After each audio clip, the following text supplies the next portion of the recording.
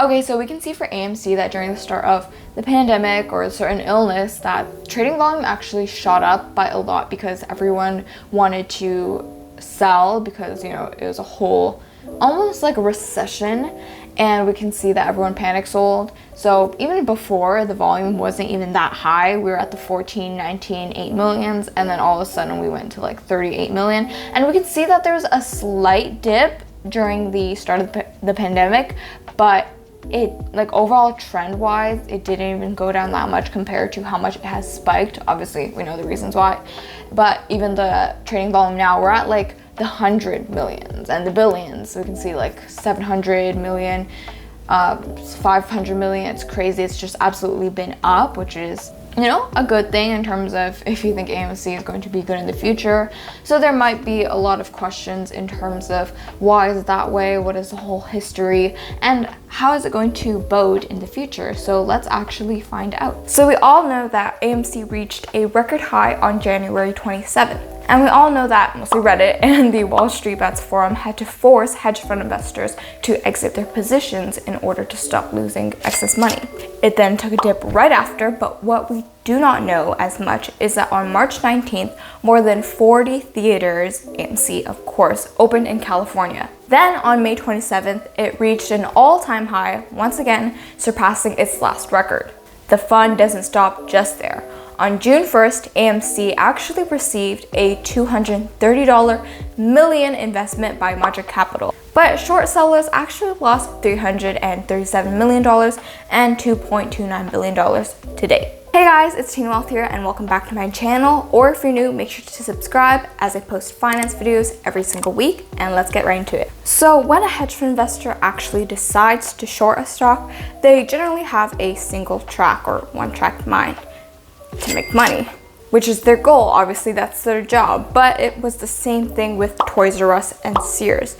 When they see that stores are on the brink of shutting down, or maybe they're gonna lose business, or in the future they're not gonna have a profit, they decide to go ham.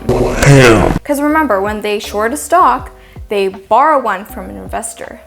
Now, I know a lot of you guys watching this video are probably already well versed about what shorting a stock is, but for people who are beginners or want a refresher, here is a quick rundown. So we're gonna have a hedge fund investor. He goes, hey, Mr. Stockbroker, can I please borrow someone's stock?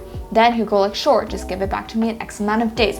La-di-da-di-da. Hey, man in a suit, do you wanna buy the stock off of me via the stock market?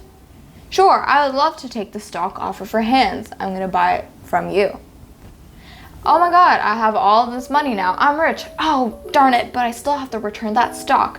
Okay, so then there are two possible scenarios on what could happen. So the hedge fund investor actually makes money if the stock price thereafter goes down, because he can return the original stock at a lower price, and then he would go ahead and pocket the profits from there. So the other situation would be that the stock price actually goes up, then he would actually have to buy the stock at a higher price than he originally got it for, and he would have to give it back at the higher valuation because he has to return it and he loses money. So if they're going to invest in a company like Sears and Toys R Us, a store that's potentially going to shut down, they don't need to return a stock if there's no stock to return. So because of certain illness, the AMC revenue was down because obviously people can't go in theaters. There's things like streaming services. There's things like Netflix, Disney Plus. Everyone was using cable TV. So investors obviously thought that AMC was going to just close. They thought bankruptcy was going to happen, and they put a lot of money into their shorts, but we all know how that turned out. On June 2nd, it actually skyrocketed to $62.26, once again because the Reddit users and the overall AMC community apes were pumping it up, forcing the hedge fund investors once again to exit their positions, because we know that the more and more that the stock goes up, the more money they actually lose because they're borrowing money to short the stock for the options.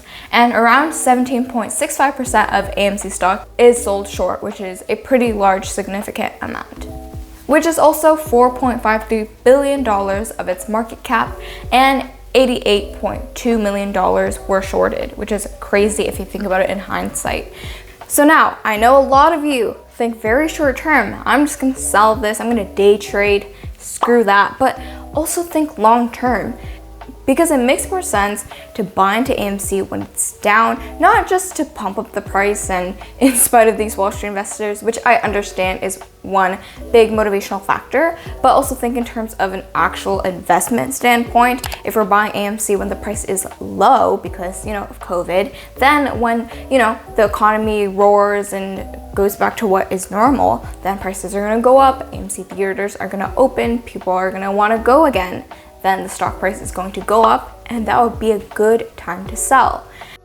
Once again, put an amount of money you're okay with losing into AMC. Don't put your life savings, because if that thing crashes, then we're gonna have issues. But yeah, just put an amount you're okay with losing, because investing, it is a gamble. All investing is risky, so make sure you take my advice even with a grain of salt. Put your coffee money into AMC, and don't put your life savings into AMC. Maybe coffee money, just save up a little bit. But I definitely know that you guys are very smart with your money. Alright, that's pretty much it. If you guys enjoyed this video, make sure to give it a big thumbs up and subscribe, as I post finance videos every single week. So make sure you guys educate yourselves, and I'll see you guys next time. See ya.